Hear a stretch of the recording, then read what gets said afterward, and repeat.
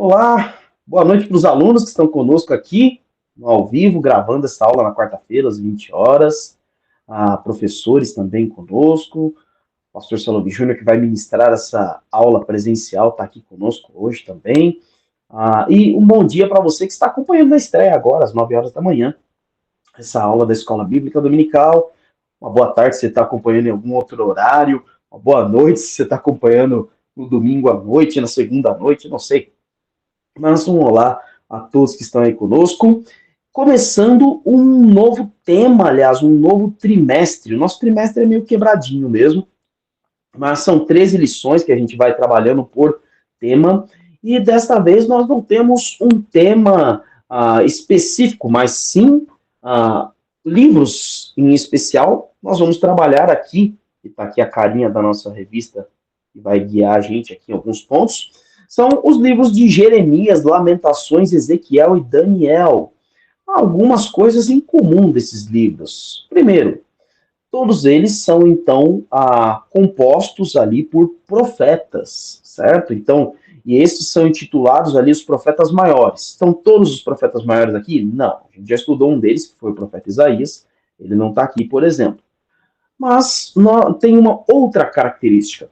Todos estes profetas, eles estiveram no período pré-exílico ou exílico. Então, no cativeiro, antes do cativeiro da Babilônia ou durante o cativeiro da Babilônia, que é o caso, por exemplo, antes do cativeiro nós temos o profeta Jeremias, que pega ali o cativeiro e o início dele, o profeta Ezequiel, que pega também antes do cativeiro e eu diria que ali o início, até quem sabe a metade dele, porque o cativeiro durou 70 anos, e o profeta Daniel, que é justamente do período do cativeiro inteiro.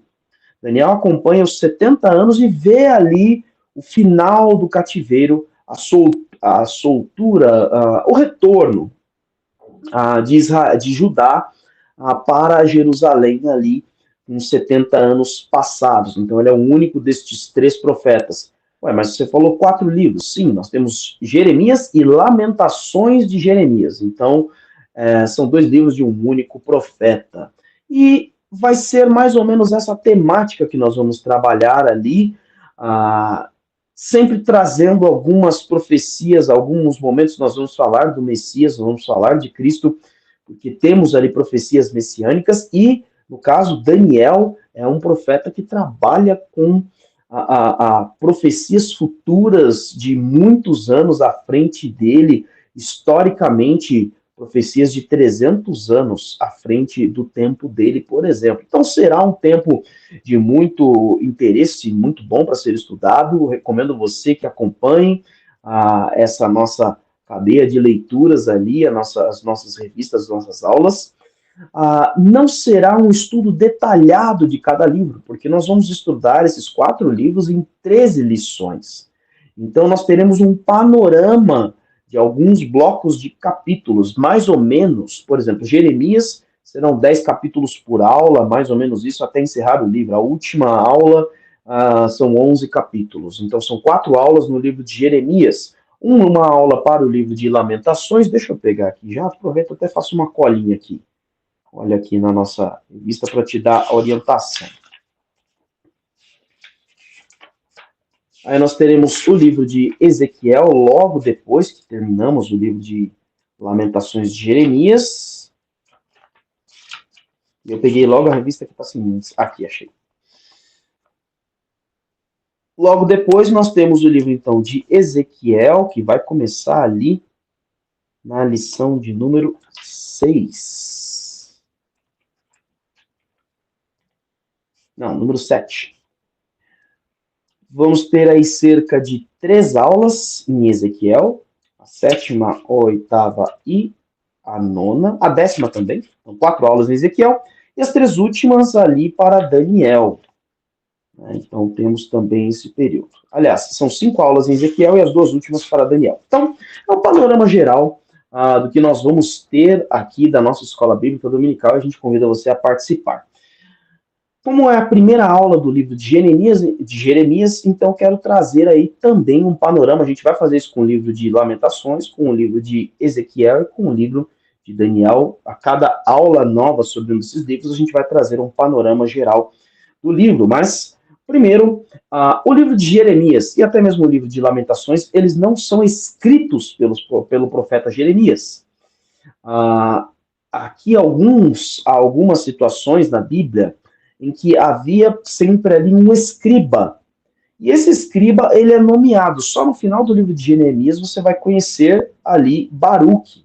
Baruque é aquele que anotava tudo que Jeremias ditava, até mesmo que Deus falava a Jeremias, e Jeremias ia narrando para que Baruque escrevesse. Então ele vai aparecer mais para o final do livro, e em Lamentações ele aparece ali fazendo toda a escrita daquilo que Jeremias falava a ele, do que Deus falava a Jeremias. Um outro aspecto é o período em quando o profeta Jeremias viveu. De acordo com os relatos, aqui nós temos de uma forma bem precisa, a gente já vai ler os primeiros capítulos, né? Mas Jeremias viveu em cerca de 1626 a.C. até 1500, eu falei mil, não, desculpa, gente. 626 a.C. até 586 a.C. Então essa é a estimativa do período de vida ali. Ele foi aquele que viu a primeira deportação ali de Judá. Lembre-se que havia já um reino dividido. Então, inclusive, o foco destes 4 livros não é sobre todo o Israel. O foco desses 4 livros é sobre o reino do sul, é o reino de Judá. Porque o reino de Israel já havia sido deportado pelo Império Assírio, ele já havia sido exilado pelo Império Assírio em 722 a.C., então quase aí 100 anos antes do exílio da Babilônia do povo de Judá. Tá? E aí, então, ele vê este período de exílio, essa entrada, porque começa em 609 e a última turma, que é a rendição do rei Jeoaquim e do rei Zedequias a Nabucodonosor, foi em 598 a.C. E ali, então, Jeremias viu todo esse processo, viu, então, todo o restante do povo. Só ficaram os mais pobres, os mais carentes ali em Judá, em Jerusalém. O restante tudo foi deportado para a Babilônia, inclusive ali o profeta Daniel é um destes, ele e seus amigos são ali deportados, tá bom? Vamos dar uma olhadinha no histórico de Jeremias, como o próprio livro traz algumas informações. Vou pedir a um dos alunos que leia para mim aqui, Jeremias 1, versículo 1, 2 e 3. Jeremias 1, versículo 1, 2 e 3. Quem achou pode ler.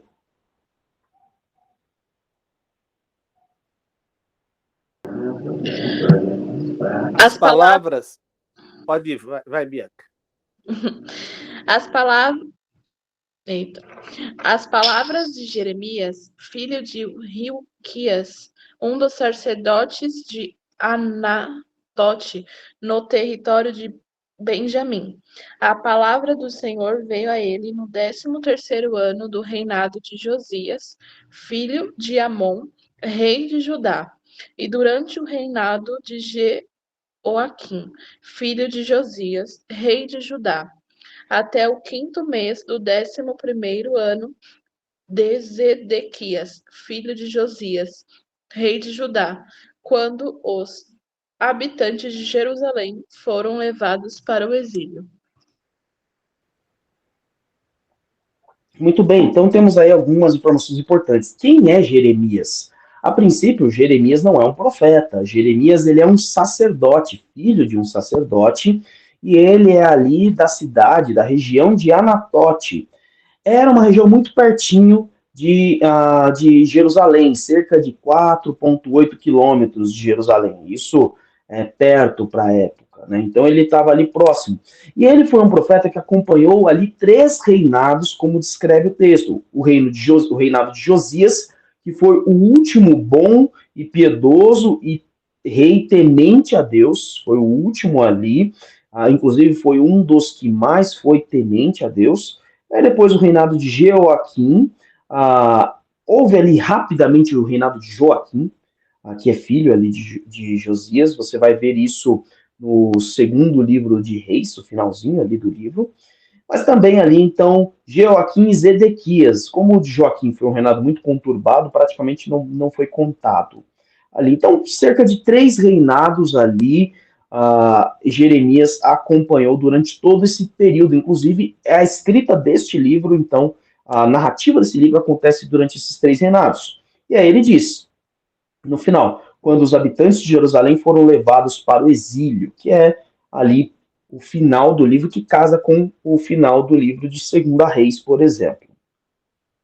Vamos entender aqui o chamado de Jeremias. Então, leia para mim agora um trecho maior. Leia para mim do 4 ao 10. Então, ele era um sacerdote e ele foi chamado por Deus para se tornar profeta. Então, leia Jeremias 1, do 4 ao 10. Quem está com o esboço aí, ó, eu não coloquei o capítulo. Tá? Então, é Jeremias, capítulo 1, versículos 4 a 10. Aí faz aí a sua marcação. Pode ler para mim, por favor.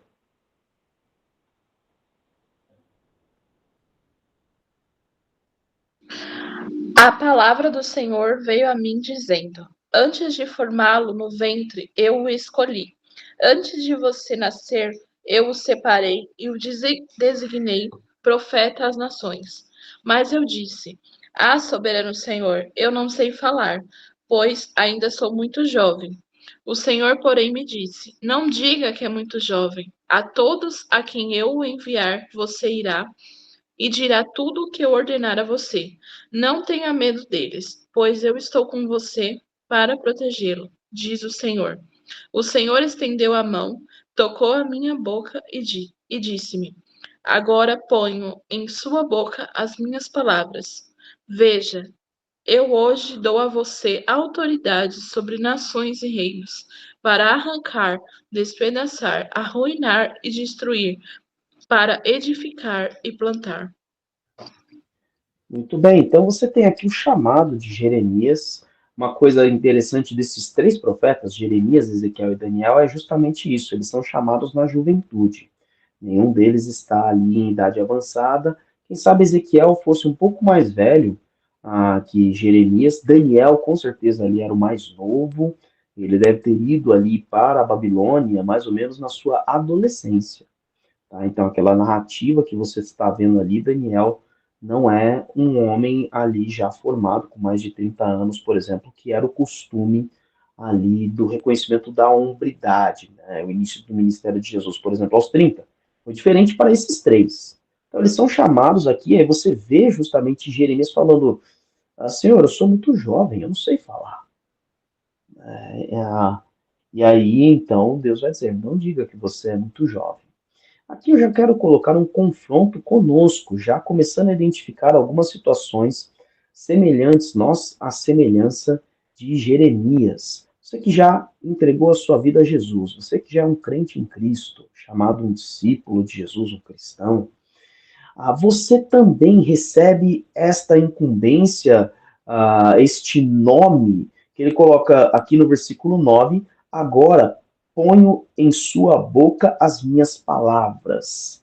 A palavra profeta, que é uma palavrinha que vem do hebraico, ela tem um significado literal, significa boca de Deus. Então é aquele que fala a palavra de Deus. Todo cristão, neste sentido, é profeta. Porque todos nós temos acesso à palavra de Deus e quando falamos da palavra de Deus, nós compartilhamos das suas profecias, da sua palavra, do que Deus falou há 2000 anos atrás. Então, nós temos aqui esta mesma incumbência. Mas não, eu sou muito jovem. Bom, você já viu que essa desculpa não funciona com Deus.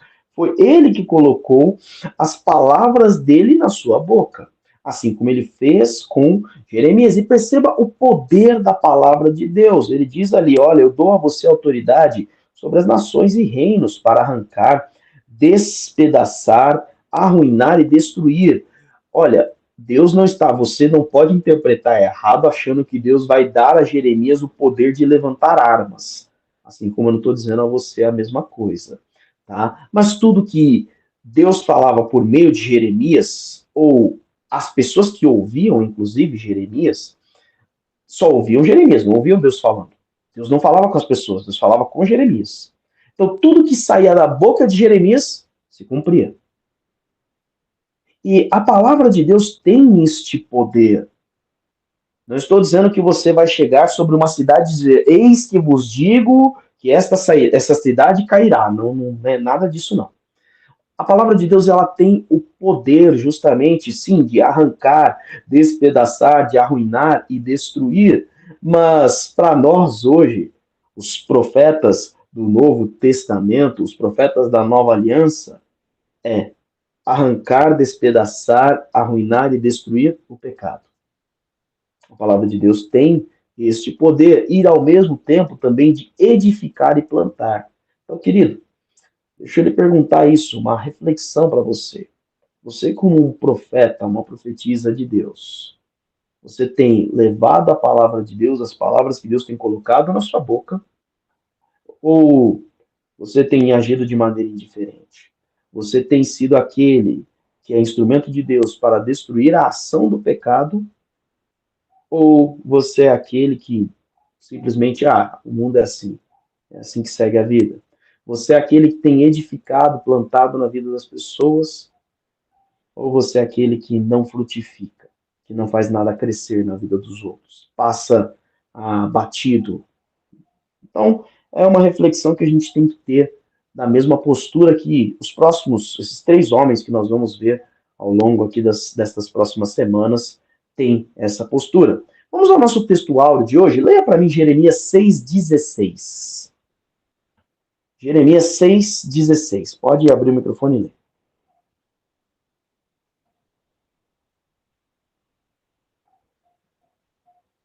Mas não demora, meu povo. Assim diz o Senhor: ponha-se nas encruzilhadas, olhem, perguntem pelos caminhos antigos, perguntem pelo bom caminho, sigam-no e acharão descanso. Mas vocês disseram: não seguiremos.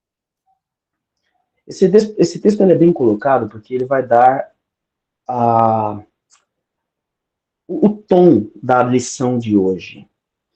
O capítulo de 1 a 10, o livro de Jeremias como um todo vai ter essa temática, mas o capítulo de 1 a 10, ele vai trabalhar justamente sobre um Deus que está acusando, está declarando ali o pecado do povo, mostrando os tristes quadros de Judá e de Jerusalém, da capital do reino, e mostrando qual é a consequência por essa postura, mas também mostrando que há sempre uma possibilidade de arrependimento, de reedificação, de reconciliação com Deus.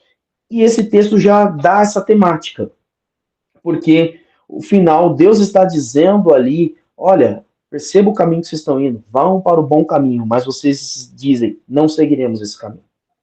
E foi exatamente isso que aconteceu, por isso que terminou ali, culminou no exílio de Judá, no cativeiro de Judá para Jerusalém. Quais são os nossos objetivos para hoje? Compreender a situação do povo de Judá, na situação que ele se encontrava quando abandonou a Deus, compreender que o afastamento do Senhor traz consequências graves para a nossa vida, e também compreender que Deus dá sempre a oportunidade aos seus filhos de arrependimento, de corrigirem a sua vida e voltarem-se ao caminho do Senhor. Né? Então, vamos começar direto falando um pouco sobre pecado. Qual foi o pecado cometido ali por Israel, aliás, por Judá? Aqui a gente vai evitar ficar usando a expressão Israel, porque Israel identificaria o reino todo, e não é o caso. Então, qual foi o pecado cometido pelo reino de Judá, pelo reino do sul? Leia o versículo 16 para mim. Jeremias 1,16.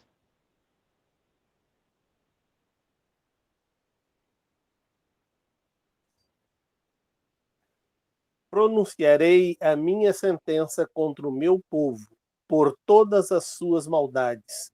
porque me abandonaram, queimaram incenso a outros deuses, adoraram deuses que as suas mãos fizeram. Muito bem. Agora eu vou pedir aos alunos que fiquem atentos, porque eu vou pedir para vocês participarem aqui da aula, tá? Deus está falando ali com o povo escolhido, tá? Se a gente for colocar na temática de hoje, o apóstolo Pedro diz que nós somos agora o povo, o novo povo escolhido, o sacerdócio real, a nação santa, o povo adquirido. Isso está em 1 Pedro 2,9.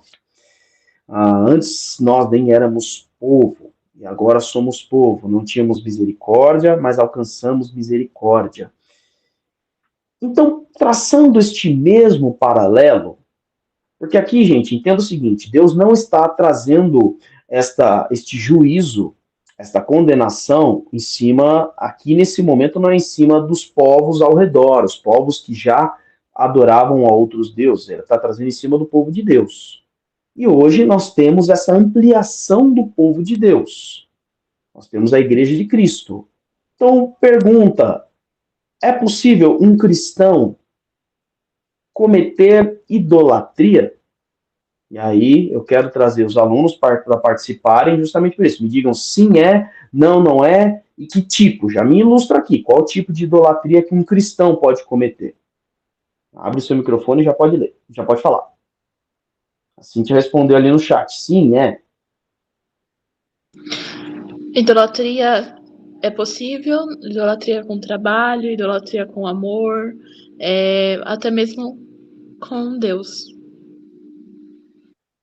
Muito bem. Alguém mais?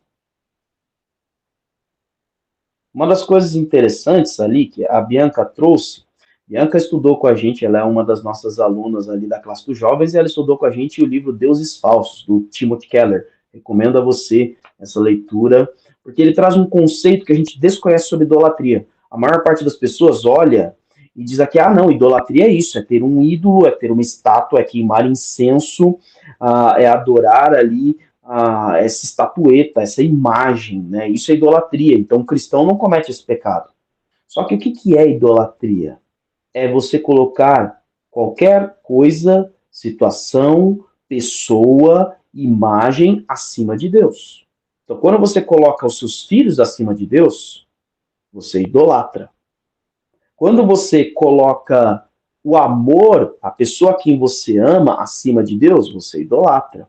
Quando você coloca os desejos do seu coração, você idolatra. A Cíntia colocou aí no chat. Ao dinheiro, sim, quando o seu objetivo, meu objetivo é ficar rico. Não, querido, você é um cristão. Você é um seguidor de Cristo. Seu objetivo é viver para a glória de Deus. Então, quando você ama o dinheiro, você idolatra. Então, é bem comum para um cristão, você pode idolatrar a sua igreja. E aí a Bianca falou um negócio que poderia soar estranho. Até mesmo Deus pode virar um ídolo? Sim, se você tratá-lo como um ídolo.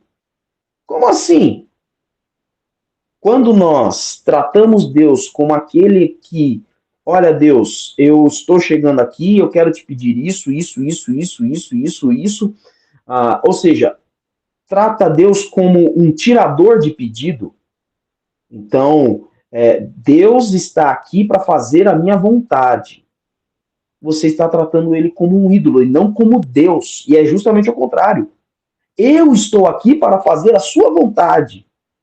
Eu, cristiano, estou aqui para fazer a sua vontade, Senhor. Então, que seja feita a tua vontade, assim como, assim como é no céu, aqui na terra, a oração do Pai Nosso. A oração que Jesus faz, ele nos ensina sobre isso. Então, nós temos que ter o cuidado, e até a grande verdade é quando Deus tem que atender tudo aquilo que você pede, toda a sua vontade, a grande verdade é que você é o ídolo. E tem que ser concedido tudo aquilo que você quer. Então, a gente tem que tomar muito cuidado. Essa aula aqui, querido, é para causar uma autoavaliação em você. E olha como é que se estendia essa idolatria, isso estava ali em todo o reino de Judá.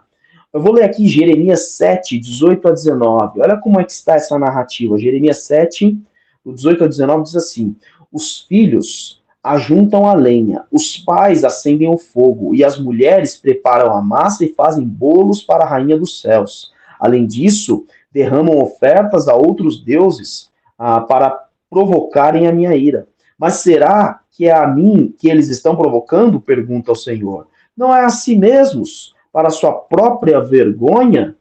Então, ali havia uma generalização. Ah, eu não vi aqui o que a Cintia escreveu. Deixa eu ver aqui.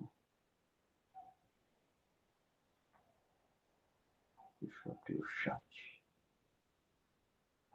Não consigo ver de novo. Depois alguém me fala aí, porque eu não consegui ver.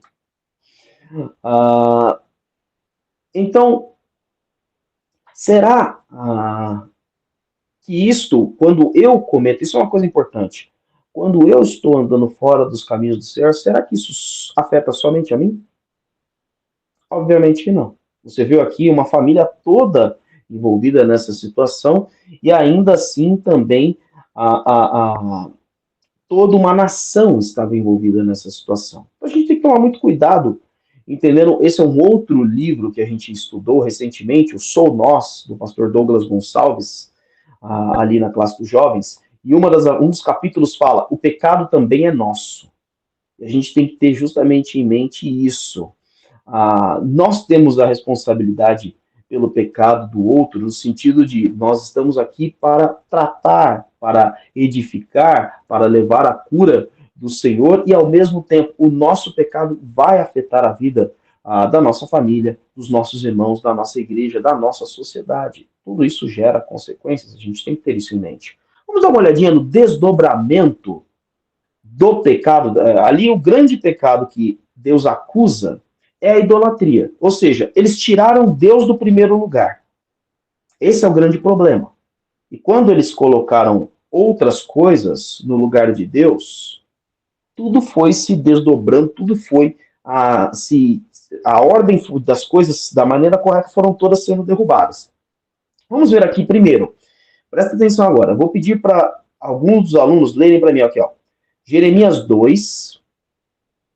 Então, do capítulo 2, vocês vão ler para mim do 2 ao 5.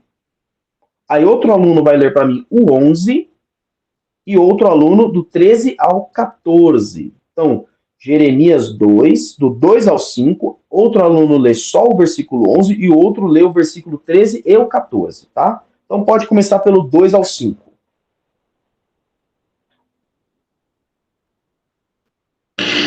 Vá proclamar aos ouvidos de Jerusalém. Eu me lembro de sua fidelidade quando você era jovem. Como noiva, você me amava e me seguia pelo deserto, por uma terra não semeada. Israel, meu povo, era santo para o Senhor, os primeiros frutos de sua colheita. Todos os que devoravam eram considerados culpados, e a desgraça os alcançava, declara o Senhor. Ouça a palavra do Senhor, ó comunidade de Jacó, todos os clãs da comunidade de Israel. Assim diz o Senhor, que falta os seus antepassados encontrarão em mim, para que deixassem e se afastassem de mim. Eles seguiram ídolos sem valor, tornando-se eles próprios sem valor. Pode ler o 11.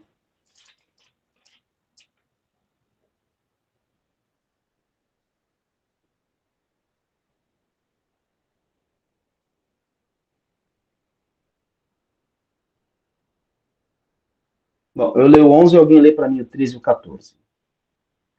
Alguma nação já trocou os seus deuses? Eles nem sequer são deuses, e eles nem sequer são deuses. Mas o meu povo trocou a sua glória por deuses inúteis. E aí agora alguém lê para mim o 13 e o 14. Porque o meu povo fez duas maldades. A mim me deixaram o manancial de águas vivas e cavaram cisternas rotas que não retêm águas. Acaso É Israel um servo? É ele um escravo nascido em casa? Por que, pois, veio a ser presa? Muito bom. E aí nós temos aqui, então, o primeiro desdobramento do pecado. Há aqui uma ingratidão e uma incoerência de Israel. Eles buscam a idolatria sem razão. É isso que Deus está falando ali nos versículos de 2 a 5. Por acaso eu abandonei vocês? Por acaso aos seus antepassados faltou alguma coisa? Você pensar assim, pensa o seguinte, vamos entender a incoerência aqui. E a gente já viu essa cena algumas vezes, você já deve ter visto essa cena. Um pai que cuida ali, os pais que cuidam dos seus filhos, tem o alimento, tem a proteção, tem a segurança do lar, tem um lar confortável, tem ali toda a tranquilidade ali, e de repente esse filho ele simplesmente quer sair de casa e na verdade ele começa a desejar ter outros pais e ele preferia não ter nascido naquele lar.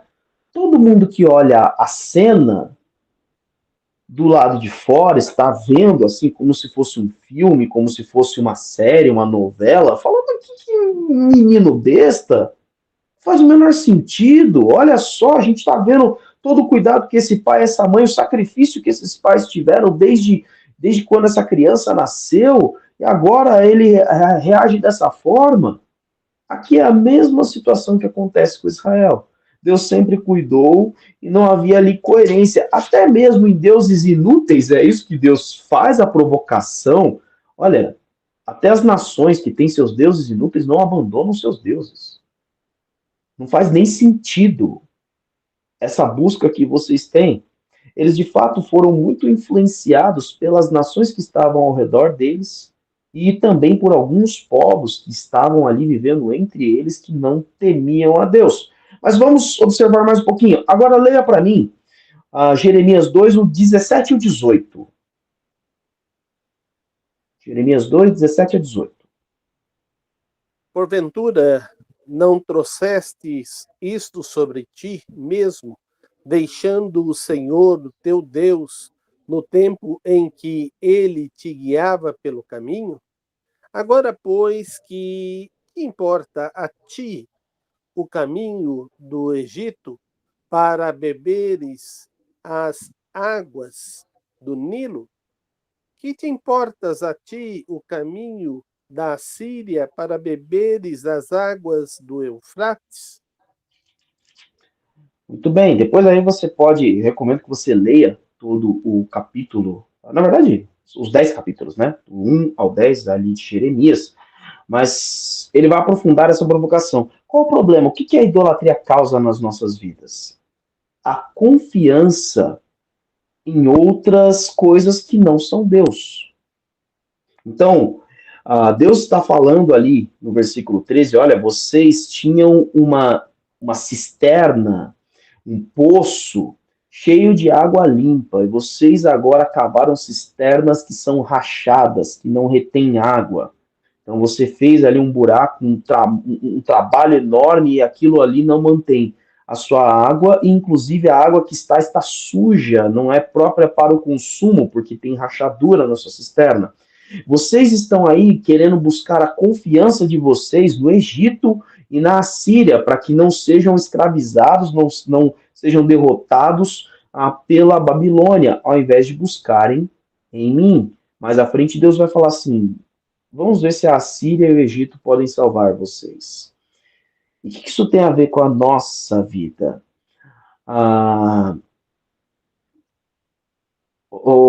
Gente, vocês podem. A Cíntia, que é a única que não consegue abrir o microfone para falar, mas vocês podem levantar a mão e falar no meio, porque às vezes eu não consigo ler o que vocês escrevem, não. Cíntia, Cíntia não, Bianca, o que você falou aqui? Pode abrir seu microfone.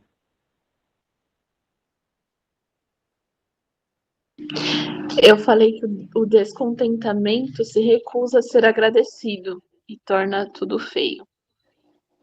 Muito bem, isso mesmo. A pessoa que está descontente, ela não agradece. Se ela não está contente, satisfeito com aquilo que ela recebeu, de fato, tudo para ela, em tudo não há beleza.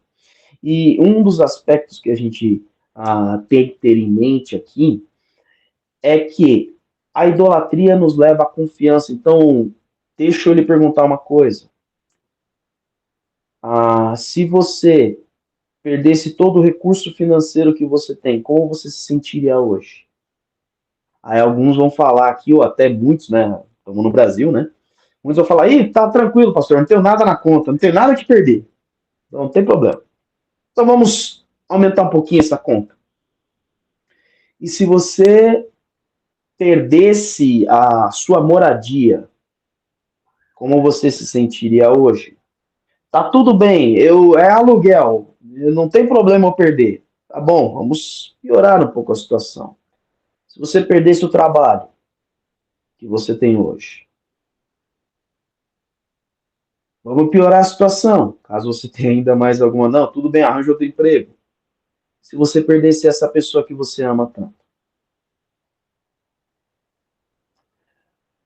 Cada uma dessas coisas, se te destruísse.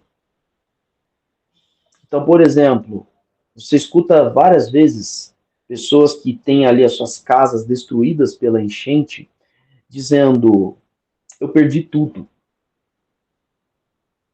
De fato, o prejuízo é enorme. É o prejuízo, muitas vezes, de uma vida toda, tá, gente? Eu não estou diminuindo o prejuízo. Uma pessoa que comprou aquele terreno, uma pessoa que construiu, às vezes foi o pai da pessoa que construiu aquela casa, e ali havia todos os seus móveis, havia não só bens materiais de valor financeiro, mas tinham fotos, tinham recordações, então perde-se ali algumas coisas que você tinha como memória. Mas não é tudo. Ainda assim, não é tudo. Tanto que é a pessoa que está falando ali, ou seja, não perdeu a vida. Muitos não perdem pessoas que amam, mas quando a gente está com o foco errado, quando a gente coloca coisas acima de Deus, a gente tem essa sensação de que perdeu tudo. Ao perder alguém que a gente ama muito, ao perder um recurso que a gente contava. Então, eu trabalhei em agência bancária com clientes ricos. E toda vez, isso lá em meados de 2014, 2016, toda vez que vinha um boato que a presidência do Brasil poderia confiscar a poupança, como aconteceu no plano Collor, eles vinham desesperados na agência. Vocês estão sabendo de alguma coisa, gente? É boato. Vocês estão não sei o quê? É boato. Um desespero. Um desespero enorme. Então, nós temos que tomar muito cuidado com a idolatria dentro das nossas vidas. O que seria destrutivo para você se você perdesse? O que eu não quero mais viver se você perdesse esta pessoa, esta coisa, estes bens? Então, nós temos que estar muito atentos a esse tipo de desdobramento. Ainda vamos ler aqui, olha, Jeremias 2:8. Capítulo 2, versículo 8. Quem achou pode ler.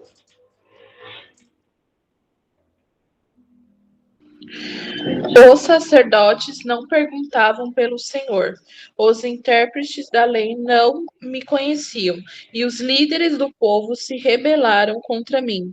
Os profetas profetizavam em nome de Baal, seguindo deuses inúteis. O desdobramento ali estava ali justamente numa liderança corrompida. Então ele fala dos líderes, ele fala dos profetas, ele fala dos sacerdotes, dos governantes, dos nobres ali. Todos estes estavam ali também corrompidos. Toda a direção de Israel estava indo inclinada para o caminho errado, consequentemente também inclinando a nação para o caminho errado. Você vai lá no capítulo 5, por exemplo, a gente vai passear bastante do 1 ao 10, tá bom, gente? Então você vai no capítulo 5, versículo 12 e 13, ele fala, por exemplo, dos profetas. Mentiram acerca do Senhor, dizendo, ele não vai fazer nada. nenhum mal nos acontecerá, jamais veremos a espada ou a fome. Os profetas não passam de vento e a palavra não está neles. Por isso, aconteça com eles o que dizem. Então, também aqui fica um alerta. A idolatria também pode ser a pessoas. Tá? Então, você pode idolatrar os seus pastores, você pode idolatrar os líderes da sua igreja, você pode idolatrar o presidente do Brasil, o governador do estado de São Paulo, pode idolatrar um partido, sempre situações de poder, você pode idolatrar as forças armadas, por exemplo, tudo isso tem no Brasil, e olha, muitos cristãos de todo tipo idolatram todos esses tipos de figura. A questão é, primeiro, só existe um Deus, não há ídolos. Segundo, essas pessoas a quem você segue, essas pessoas a quem você diz sim para tudo que ele está dizendo, elas estão seguindo a palavra de Deus? Elas estão buscando a direção da palavra de Deus? Porque, queridos, até mesmo dentro da Igreja Batista de Vila Matilde, seu pastor, Cristiano Almeida Bernardo, é um homem pecador. Em algum momento ele pode estar naquele púlpito e ele pode estar em pecado. Em algum momento ele pode estar direcionando você contrário à palavra de Deus. E você não será tomado por inocente. Claro que eu serei responsabilizado diante de Deus.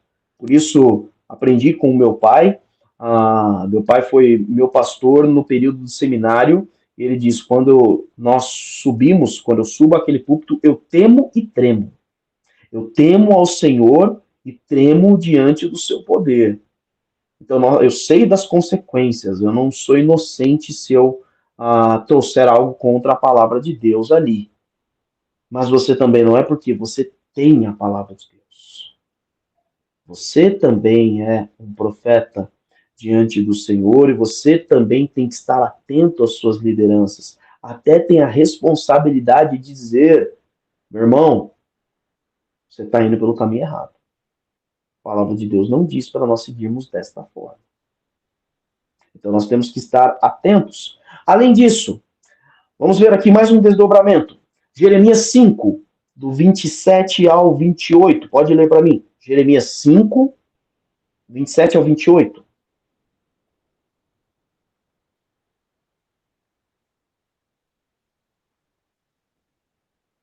Pode ler. Suas casas estão cheias de engano, como gaiolas cheias de pássaros, e assim eles se tornaram poderosos e ricos. Estão gordos e bem alimentados. Não há limites para suas obras más. Não se empenham pela casa do órfão, nem defendem os direitos do pobre. Então perceba o seguinte. A gente tem que tomar muito cuidado se às vezes as coisas estão indo muito bem, tá dando tudo certo na nossa vida, e a gente acha que porque tá dando tudo certo, porque tá indo tudo bem, porque eu tô crescendo, porque eu tô prosperando, isso é sinônimo de aprovação de Deus. Porque as coisas estavam indo bem para o povo de Judá.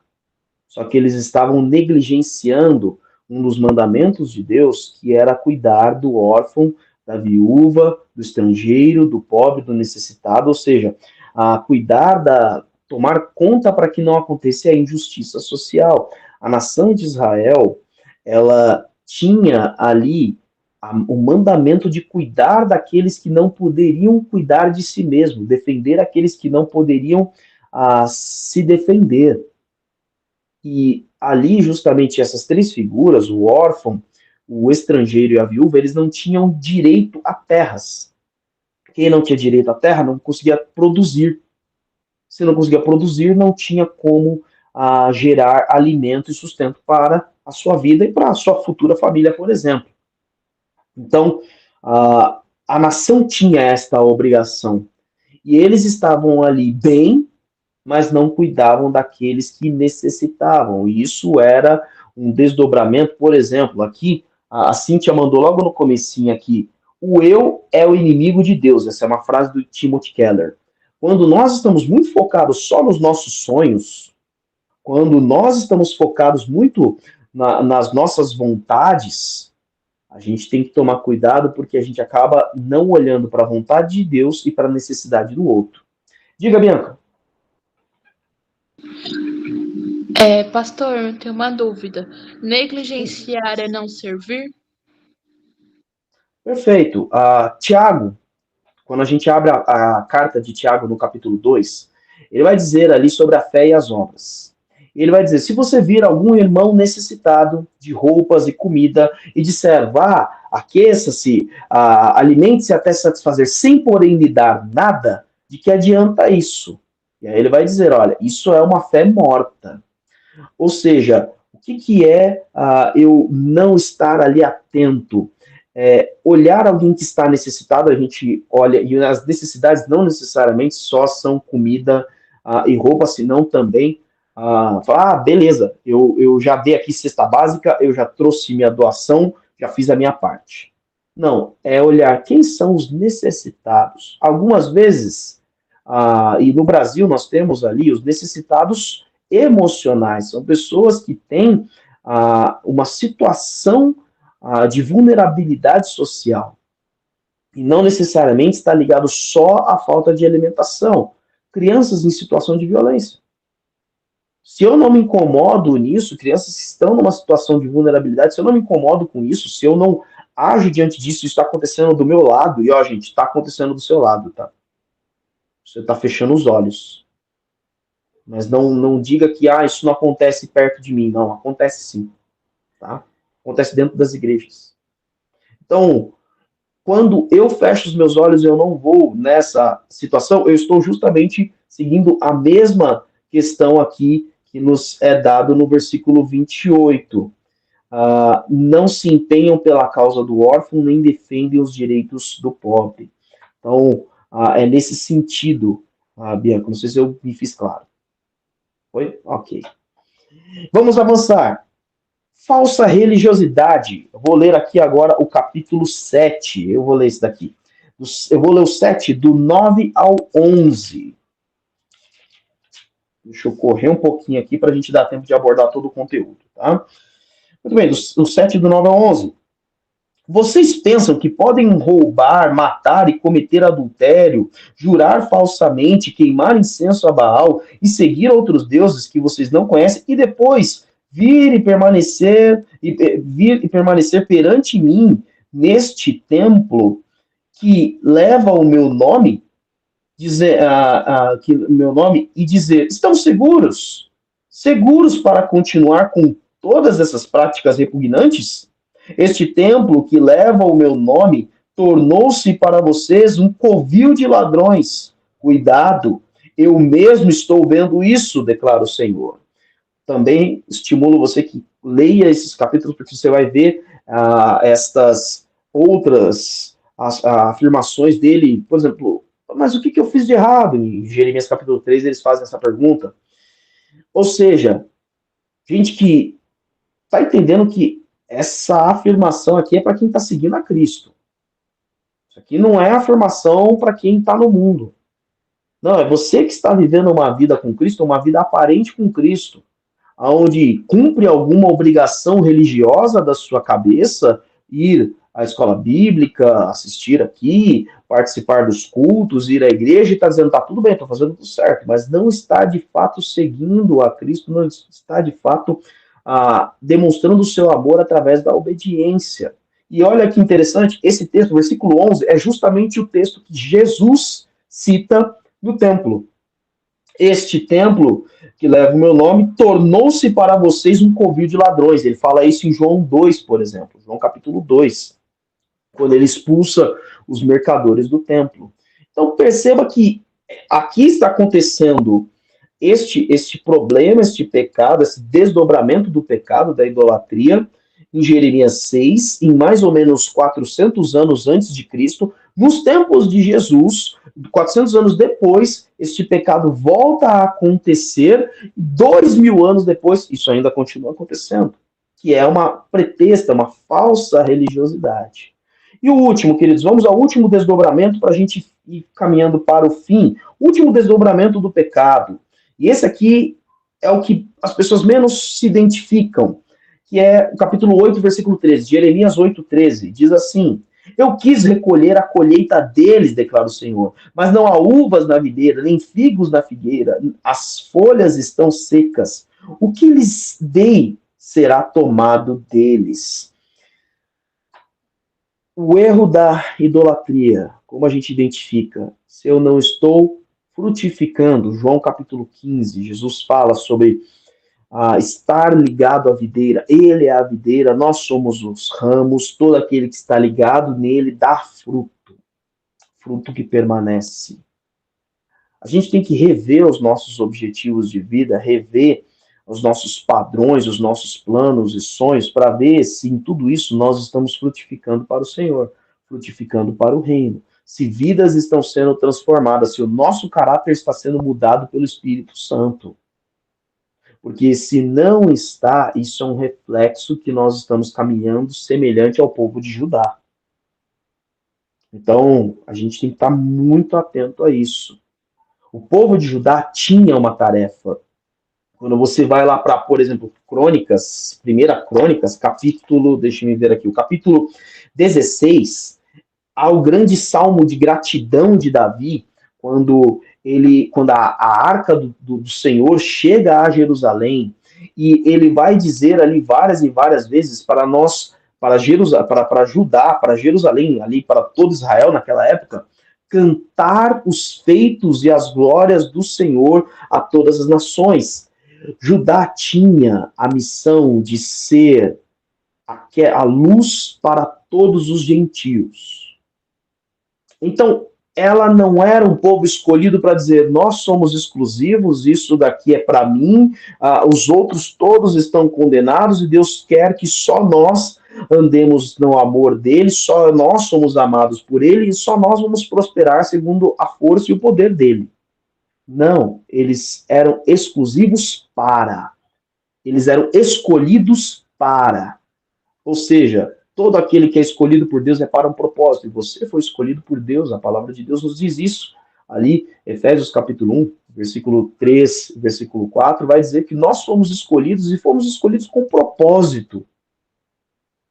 E o apóstolo Pedro também vai dizer isso no versículo 9 da sua primeira carta, no capítulo 2.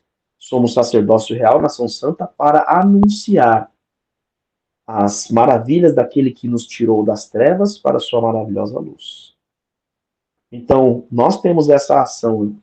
Agora, por que Israel caiu neste pecado? Por que Judá caiu neste pecado? Isso está lá em Jeremias 4:22. Jeremias 4:22 diz assim: o meu povo é tolo, eles não me conhecem, são crianças insensatas que nada compreendem, são hábeis para praticar o mal, mas não fazem o bem. Então a gente também tem que ter isso em mente. Por que eles caíram no pecado? Porque eles efetivamente não conheciam a Deus. Todos aqueles que conheceram a Deus se escandalizavam, profetizavam, apontavam ali, dizendo, olha, não é esse o caminho do Senhor. Quer ver? Josué e Calebe. Quando os 12 espias vão espiar a terra, eles voltam, 10 deles voltam e dizem, realmente a terra mana leite e mel, tem uvas, tem frutos maravilhosos, só que nós vimos lá os gigantes, os Enaquins, nós vimos ali muralhas altas, um povo guerreiro, bem armado, cidades fortificadas, e aí o povo se desespera. O que Josué e Calebe imediatamente fazem? Não se desesperem, Deus nos dará a vitória. Por que Josué e Calebe fazem isso? Porque eles efetivamente conheciam a Deus. Eles presenciaram os fatos, as ações de Deus, os milagres de Deus e não se esqueceram, eles tinham um relacionamento. E querido, toda vez que você se afasta de conhecer mais a Deus, e não é só ler a Bíblia, é experimentar esta vida com Cristo diariamente. Eu vou te dizer uma coisa que aconteceu comigo esta semana, e isso aconteceu ao longo de 3 meses. Recentemente, um amigo querido meu se envolveu numa situação de pecado. Ah, e isso me entristeceu ali quando ele revelou essa situação. Ah, mas aí eu percebi uma coisa interessante. Eu dei glória a Deus, porque ele revelou essa situação nesses últimos dias. Porque Deus foi me preparando durante 3 meses. 3 meses por quê? Nós estudamos aí um livro na classe dos jovens. Há um devocional que eu tenho trabalhado em estudos bíblicos, trabalhei no culto de quinta-feira e tenho trabalhado em discipulados também ali no Evangelho de Mateus, no capítulo 5. Juntando toda essa situação, todo o conteúdo do livro, mais esses estudos que foram feitos, quando veio a mim, eu disse, entendi, Senhor. O Senhor estava me preparando ali para que chegasse esse momento e eu pudesse estar ali ao lado desse meu amigo para dizer, querido, eu também sou pecador como você, mas há perdão para mim como há para você, há restauração para mim como há para você. Então vamos caminhar junto nessa restauração. Ou seja, não foi só um tempo de estudo, não foi só um tempo de devocional, de leitura. No tempo certo, Cristo vai se revelando e esse relacionamento que é construído de maneira autêntica, esse conhecimento vai me permitindo continuar andando com Ele. Então, todo o tempo, a gente tem que ter em mente que eu preciso conhecer ao Senhor. Eu tenho que conhecer ao Senhor, eu tenho que me relacionar com Ele, eu tenho que me conhecer conhecê-lo através da palavra, eu tenho que me relacionar com Ele através da fé, da confiança na oração e obedecer aquilo que Ele tem dito para então provar isso aí. Ele está dizendo, faça isso e eu faço e eu estou provando. Olha, realmente é da forma como o Senhor disse. Isso é o exercício da fé de acordo com a palavra de Deus. Quais são as consequências que vieram para ajudar? Isso está lá, por exemplo, em Jeremias 5,19. Diz assim, e quando perguntarem, por que o Senhor, o nosso Deus, fez isso conosco?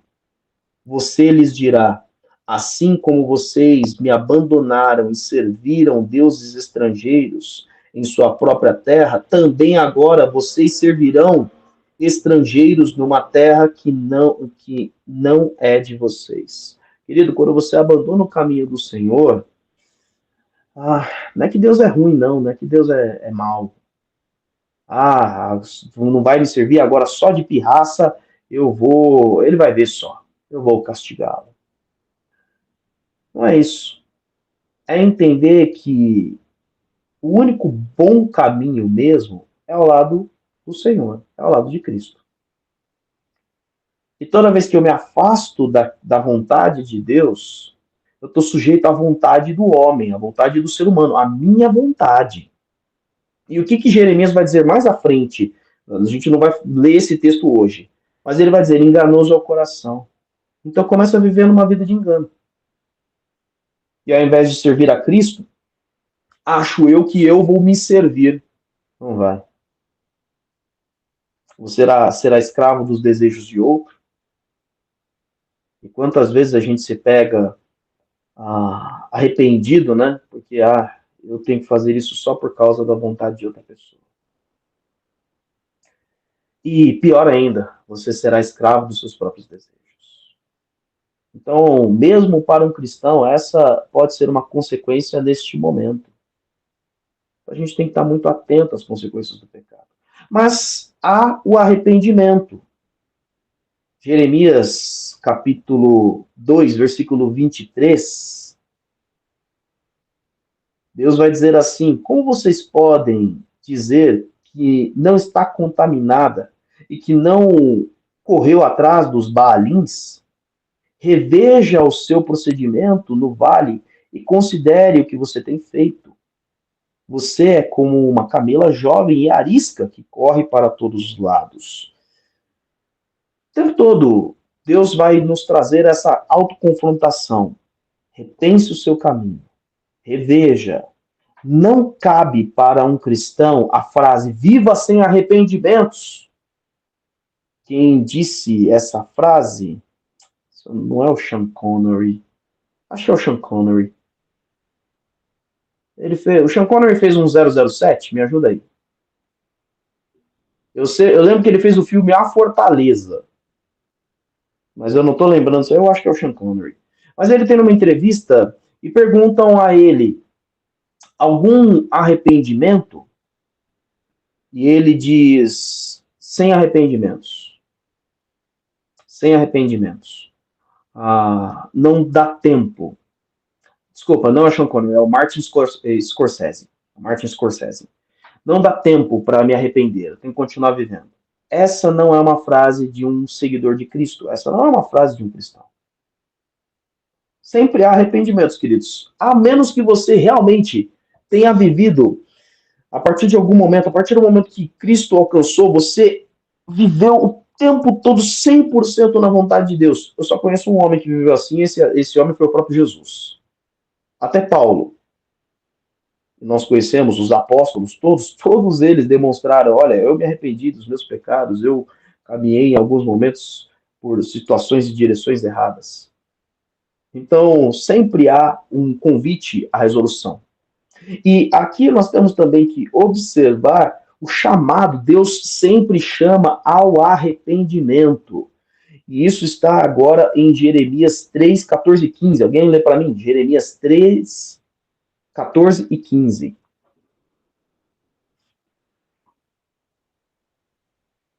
Pode ler. Jeremias 3, 14 e 15. Convertei-vos, ó filhos rebeldes, diz o Senhor, pois eu vos desposei e vos tomarei a um de uma cidade e a dois de uma família e vos levarei a Sião. E dar-vos-ei pastores segundo o meu coração, os quais vos apacentarão com conhecimento e com inteligência. Esse é um dos textos básicos que a gente usa, por exemplo, na Ordem dos Pastores. Ele diz, voltem, meus filhos rebeldes, pois eu sou o Senhor de vocês. Tomarei vocês, um de cada cidade, dois de cada clã, e os trarei de volta a Sião. Deus sempre convida ao arrependimento, e ali ele vai dizer, eu vos darei pastores. Algumas versões vão dizer governantes, mas aí, se você for ver o significado dessa palavrinha, é aquele que pastoreia, aquele que cuida como um pastor. Então, Deus sempre está nos convidando ao arrependimento e a voltar aos caminhos dele. A gente viu no domingo passado ali, em João capítulo 15 e 16, e principalmente no capítulo 15, que o Espírito Santo é aquele que convence do pecado, da justiça e do juízo. Ele é aquele que coloca a gente de volta nos caminhos do Senhor. E como é que Deus trata o arrependido? Como é que Deus olha essa situação do arrependimento? Leia para mim Jeremias 10, 23 e 24. Vamos indo aí para o capítulo final. Jeremias 10, 23 e 24. Eu sei, Senhor, que a vida do homem não lhe pertence. Não compete ao homem dirigir os seus passos. Corrige-me, Senhor, mas somente com justiça, não com ira, para que não me reduzas a nada. Uma das coisas que o salmista nos diz ali é: um coração quebrantado e contrito não desprezarás. E Jeremias está aqui agora orando, dizendo, Senhor, a vida do homem não pertence a ele. A sua vida não te pertence. Pertence sim, eu mando na minha vida. É? Duvido você conseguir continuar vivo debaixo d'água, sem nenhum tanque de oxigênio. Se a vida é sua, você consegue manter a sua vida. Duvido você respirar no espaço sem nenhum tipo de equipamento de proteção. Duvido você entrar na frente de um ônibus ser atropelado a 70 quilômetros por hora e sobreviver. Duvido você pegar um dos vírus mais letais e não morrer por conta desse vírus. Você não tem poder sobre sua vida. E também não é competência sua dirigir os seus passos. Se você achar, eu só posso dizer a você boa sorte, porque a única coisa que você vai precisar é sorte. Por isso que a palavra de Deus diz: lâmpada para os meus pés é a tua palavra e luz para o meu caminho. Quem deve dirigir os meus passos é o Senhor. E graças a Deus em Cristo Jesus que nós temos o Espírito Santo hoje que dirige a nossa caminhada. Se a gente nos coloca na direção dele. E aí a gente vê, Deus realmente não tem nos corrigido com ira, mas com justiça. A justiça dada e realizada em Cristo Jesus. Ele é a justiça de Deus.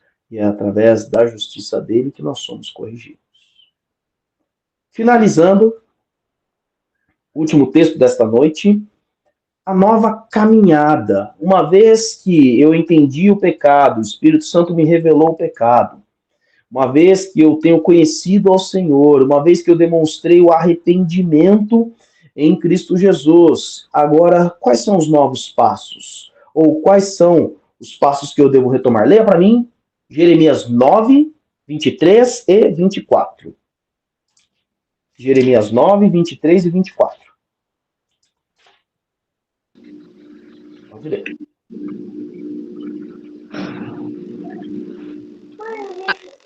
Assim diz o Senhor: não se glorie o sábio em sua sabedoria, nem o forte em sua força, nem o rico em sua riqueza.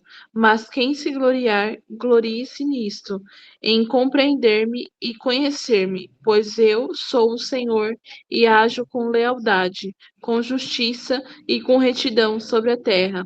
Pois é dessas coisas que me agrado, declara o Senhor. Esse é um texto que a gente já visitou nos nossos cultos de quinta-feira. E aí ele vai mostrando, olha, haverão sábios, haverão fortes e haverão ricos. Até mesmo esses que seguem a Cristo. Tem seguidores de Cristo que são fortes, fisicamente muito fortes, fisiculturistas, lutadores de MMA e assim por diante. Tem muitos ricos que são tementes ao Senhor, que são filhos de Deus, são crentes em Cristo. E tem muitos sábios também. Eu conheço muitos, inclusive. Muitos não, mas vários. Conheço vários sábios. Pessoas realmente sábias. Mas essa não pode ser a glória de nenhum de nós. A glória nossa tem que ser em conhecer e compreender, em ter relacionamento com o Senhor. Porque quem é Deus? Deus, ele é leal. Deus, ele é justo. Deus, ele é reto. E aonde se dá a nossa caminhada? Uma vez que eu conheço a Deus, eu agora imito ele em Jesus. Então também eu ando na justiça dele, ou seja, fazendo a vontade dele. Eu ando na integridade dele, na retidão dele. E eu ando na lealdade dele, ou seja, eu ajo em fidelidade. Esta é a nova jornada que Deus nos convida a fazer. Então perceba que esses 10 primeiros capítulos, eles dão um resumo de todo o livro de Jeremias, porque o tempo todo Deus vai dizer, olha, o pecado tem consequência. As consequências, elas não me agradam. Eu não estou feliz em castigá-los. Eu não estou feliz em permitir que vocês sofram as consequências do pecado. Mas eu sempre estou apresentando a você um caminho. O mesmo caminho que eu lhe apresentei logo no princípio da sua vida comigo. Então volte ao caminho do Senhor. Constantemente, esta era a palavra dos profetas. Os profetas aqui que começam ali a partir de Isaías, vão até Malaquias. Voltem-se aos caminhos do Senhor. O tempo todo, Deus está nos convidando para retornar em Cristo. E fica aqui, então, este convite. Faça essa autorreflexão e você que estiver andando neste caminho já, você que já estiver nesta última etapa, nessa nova caminhada, ajude outros a caminhar da mesma forma. Da mesma forma como Deus te conduziu, seja instrumento de Deus, assim como Jeremias foi, para conduzir outras pessoas no caminho dele. Amém? Muito bem, queridos, primeira aula, usamos aí bastante tempo ali, que tinha que apresentar o tema do trimestre, o tema do livro, né, e o profeta também. As outras aulas a gente corre um pouquinho mais tranquilo. Obrigado a todos os alunos que estiveram conosco, obrigado pelas contribuições, os comentários aqui. Eu tenho estimulado aqui a sempre os alunos façam suas perguntas, porque a sua dúvida pode ser a dúvida de outros. Façam também os comentários aqui, as suas afirmações também vão contribuir, vão enriquecer muito. E você que está acompanhando aqui no YouTube, não deixe de colocar os seus comentários aqui abaixo. Alguma dúvida que você tenha tido, a gente esclarece na próxima aula, a gente vai acompanhar durante a semana, esclarece na próxima aula, e também vai ali observando, se você quiser ali participar dessa aula, a gente passa o link para você entrar em contato, aqui também entrar nesse grupo nosso para participar, né? Então, estamos aí à disposição. Siga a gente nas redes sociais. Igreja na Vila é o nosso Insta, Igreja Batista de Vila Matilde no Face, Igreja Batista de Vila Matilde aqui no YouTube. Não se esqueça de se inscrever no nosso canal, deixar o like, compartilhar nas suas redes sociais, no WhatsApp, no Telegram, tira um print e posta aí no seu Insta, no seu Face, sei lá, um monte de coisa que você pode fazer aí, tá bom, queridos? Um grande abraço, Deus abençoe você que está começando essa semana hoje. Até mais tarde na nossa programação. Nós que agradecemos, pastor Cristiano, foi um ensinamento muito produtivo, muito bom. Uma bênção, muito obrigado. Obrigada, pastor. Obrigada pela aula. Obrigado a todos. Obrigada, Deus abençoe. Amém. Boa noite, queridos.